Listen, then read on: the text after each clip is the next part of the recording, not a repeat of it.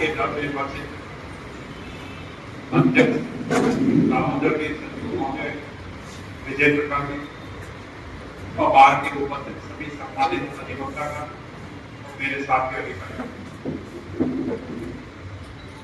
आप लोगों ने इस शपथ ग्रहण के अवसर पर मुझे याद किया और आपसे मिलने का मौका दिया और यहाँ की व्यवस्थाओं से रूबरू होने का अवसर दिया। उसके लिए मैं बार का और बार के सभी सदस्यों का आभारी हूँ।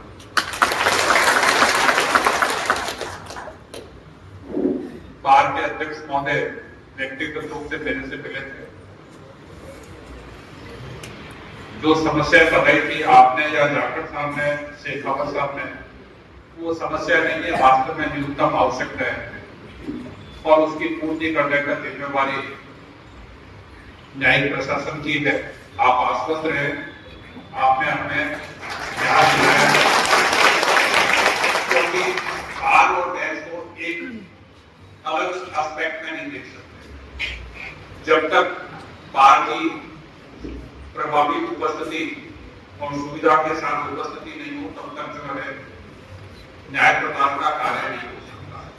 न्यायिक अधिकारियों के लिए भी न्यूनतम आवश्यकता है पूरी होना आवश्यक है, वैसे ही बार के लिए जरूरी है।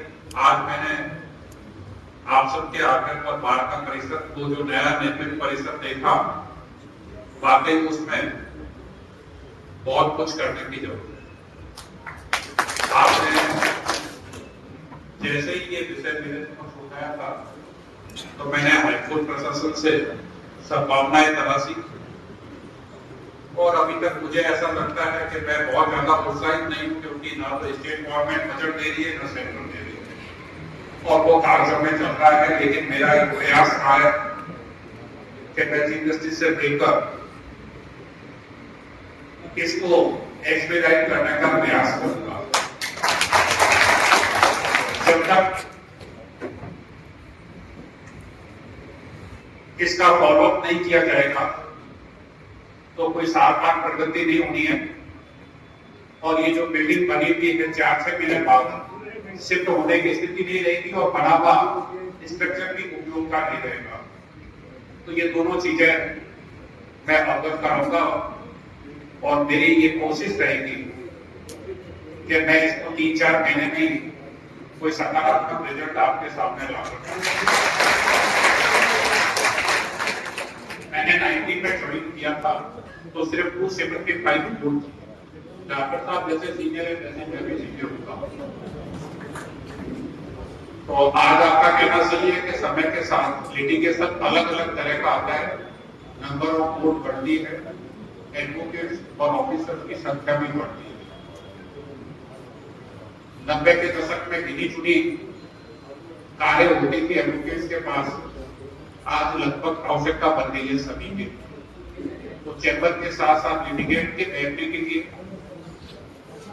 ऑफिसर्स, एडवोकेट और पक्षकारों की कार की पार्किंग के लिए भी पर्याप्त स्थान होना आवश्यक है, अन्यथा वापिस कोई अव्यवस्था पैदा होगी जिससे हम कल होकर वहां से होने जा रहे हैं। तो हम गढ़िया अनुवाद नहीं है कि आज वहां गए और 5 साल बाद ही वापिस हमें शिफ्ट करने या दूसरी जगह कोई नौबत आए तो हमें 20 साल का विजन लेके चलना पड़ेगा। कम से कम 2000 एडवोकेट्स के वैकेंसी हो और फिर हाईकोर्ट प्रशासन का एक अलग नजरिया होता है, वहां सिर्फ एडवोकेट आता है। जहां ट्रायल कोर्ट में पार्टी आती है, आपको बड़ा पेश करते हो, 5 मिनट की समस्या होती है ड्राफ्टिंग, उसके लिए 3 घंटा क्लाइंट को सुनना पड़ता है। और पहली पेशी में जो मेरा अनुभव है, जब पहली पेशी होती है चाहे काबे की चाहे क्रिमिनल की, तो उसमें क्लाइंट के साथ कम से कम 7-8 आदमी और आते हैं। दूसरी पेशी में थोड़ी संख्या कम हो जाती है, तीसरे में तो एक क्लाइंट अकेले ही आता है और चौथे में तो फिर एडवोकेट को बुलाना पड़ता है। लेकिन जो भी है, हमारे यहाँ जो सामाजिक परिवेश है, कोर्ट का वातावरण है, उसमें गवाह भी आता है तो कम से कम 3 आदमियों के साथ आता है और उनका भी हमें देखना है कि क्लाइंट के बैठने की भी उचित व्यवस्था होनी चाहिए। ये मल्टी स्टोरी का जो है एस्पेक्ट ज्यादा है, लेकिन पार्किंग के लिए, कम्युनिकेशन के लिए, मूवमेंट के लिए वो जगह की पर्याप्त कॉरिडोर और बैठने की जगह होनी चाहिए। क्लाइंट कहाँ बैठेंगे